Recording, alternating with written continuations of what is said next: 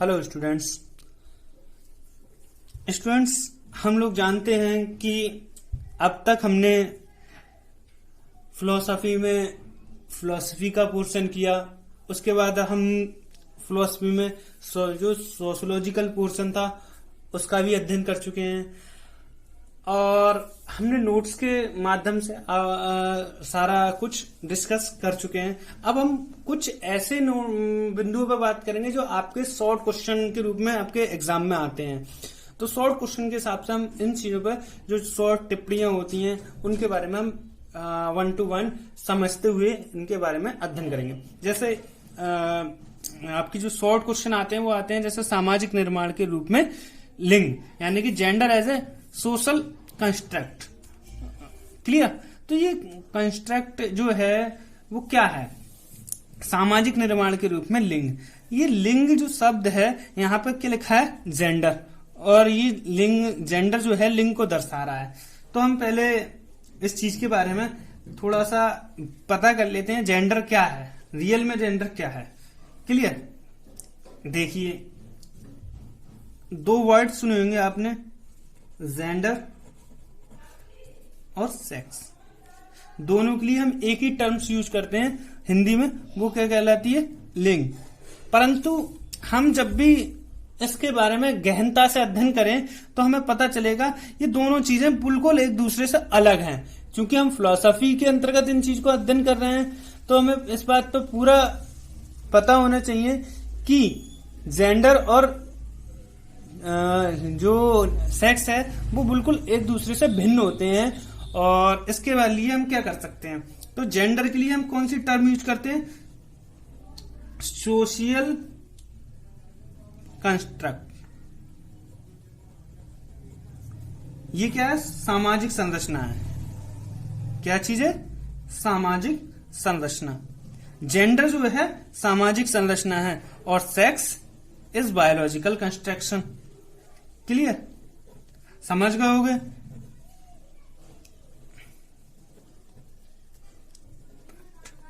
जैविक संरचना।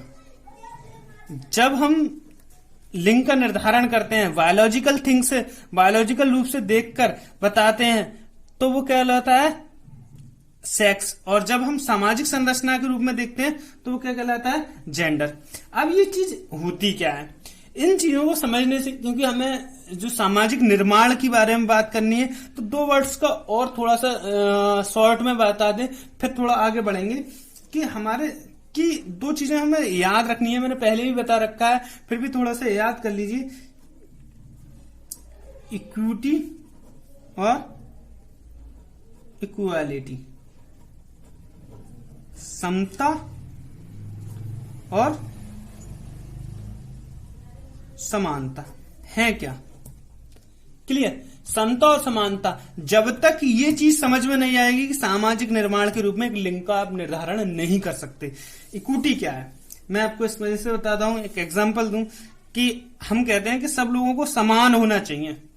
भाई हमें लिंग के रूप में देखना है सब लोगों को। क्या है कि भाई हम बार बार कहते हैं कि चाहे लड़की हो चाहे लड़का हो, वो क्या है? समान है। समान नहीं है, समता शब्द का यूज करना चाहिए हमें रूप में। जैसे भाई मान लीजिए आप बॉयज हैं, आपसे कहो कि 50 किलो का कट्टा, 50 किलो के गेहूं का कट्टा यहां से लेके ऊपर डाल दिया, या एक सीमेंट का कट्टा क्लास से लेके आप छत पर डाला, तो आप तो डालोगे तो तुम ये थोड़े ना कहोगे कि सर ये इनसे भी करवाओ, फीमेल से भी करवाओ, तो वो थोड़े ना डाल देंगे। ये क्या है? अगर हम एक सा ही काम कराते हैं और एक सा ही नजरिए से देखते हैं तो वो समानता होती है। परंतु हमें यहां पर देखना चाहिए कि समता वाली स्टैंडर्ड। जैसे एक एग्जांपल और है, जैसे हम कहें कि सबको मैं क्लास में एक जूते देना चाहूं तो सबको क्लास में कैसे जूते दूंगा? मैंने मतलब एक ही कंपनी के आपको सबको रेड चीफ के जूते देना है मुझे, और सबको मैं एक से जूते दूंगा, 10 नंबर के सब थोड़े ना आ जाएंगे। मैं समानता के रूप में 10 नंबर के जूते ले आऊंगा, लो सब ले लो, थोड़े ना लोगे। समता के अकॉर्डिंग चलना है, जिसको जैसी जरूरत है हमें उस तरीके से निर्माण में ध्यान रखना है। तो सामाजिक निर्माण में जेंडर इस तरीके से भूमिका निभाता है। अब बात कर लेते हैं जेंडर रोल्स, जेंडर के रूल जो क्या है, भूमिका क्या है। जेंडर्स का निर्धारण या रूल्स क्या से होता है, टाइपिंग। ठीक है भाई, हम क्या करते हैं, हमारी 3 स्टेज है जो हमारी एजुकेशन में है, वो 3 स्टेज हैं। हम 3 स्टेज का अध्ययन करते हैं। कौन कौन सी? नंबर 1 है इन्फेंसी स्टेज। क्या है? इन्फेंसी स्टेज, यानी कि हम क्या कहते हैं, जिस अवस्था में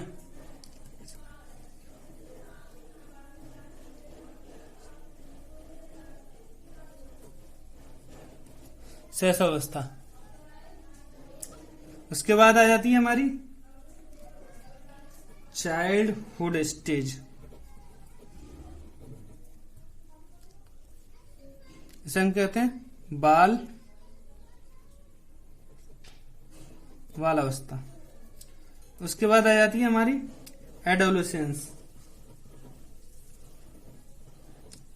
स्टेज, इसे हम क्या कहते हैं, किशोर।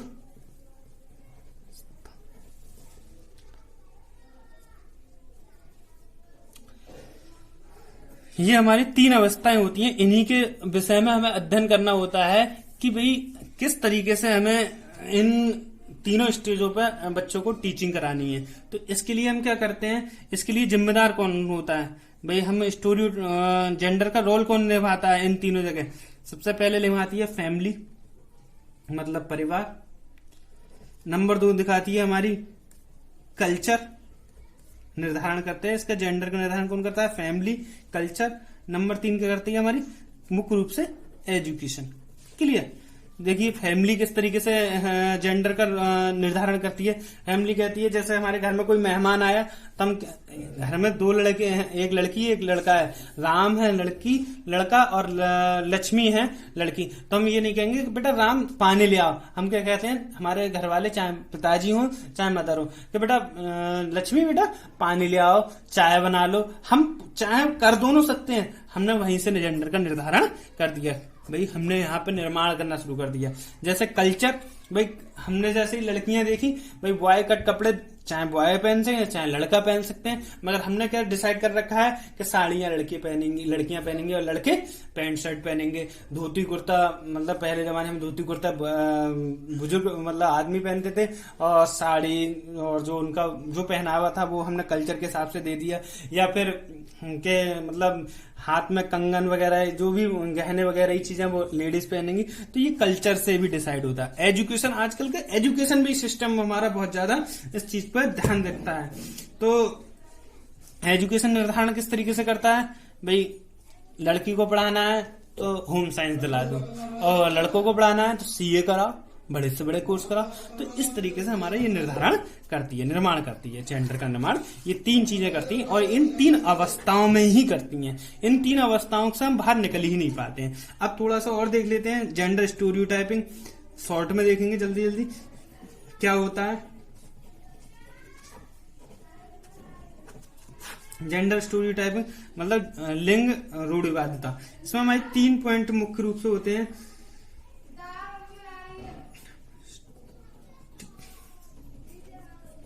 डोमेस्टिक बिहेवियर मतलब घरेलू व्यवहार। हम लड़का और लड़की में घर पे ही व्यवहार करने लगते हैं कि लड़कियों से घर का काम कराना, लड़के से मार्केट कराना। तो ये हमारे एक स्टीरियोटाइपिंग है, और बहुत सारी अलग अलग चीजें होती हैं, आप देखते चलो। ऑक्यूपेशंस यानी कि व्यवसायिक। हम क्या करते हैं, लड़कियों से भी कोई व्यवसाय कराते हैं तो हम घरेलू उद्योग कराते हैं, उन्हें बाहर के काम नहीं कराने देते हैं। जैसे उन्हें कढ़ाई बुनाई सिखाते हैं या खाने का काम सिखाते हैं, तो इस तरीके की बात पर ध्यान देते हैं। नंबर लास्ट है फिजिकल अपीयरेंस, भौतिक उपस्थिति। भौतिक उपस्थिति में मतलब हम क्या करते हैं भाई, हम जो स्थितियां हैं प्रत्यक्ष या अप्रत्यक्ष रूप से लड़का और लड़कियों की फिजिकल प्रेजेंटेशन अलग अलग रूप में करते हैं। लड़कियों के लिए अलग प्रेजेंटेशन है हमारे घर में, और लड़की के लिए अलग प्रेजेंटेशन है। ये बहुत सारी चीजें हैं, हम कुछ मुख्य बातों पर अभी इंगित करते हैं, क्योंकि शॉर्ट नोट्स के हिसाब से हमने इसे कराया है, और ये शॉर्ट क्वेश्चन में ही आपके आने की ज्यादा प्रबल संभावना रहती है। Clear? Thank you very much.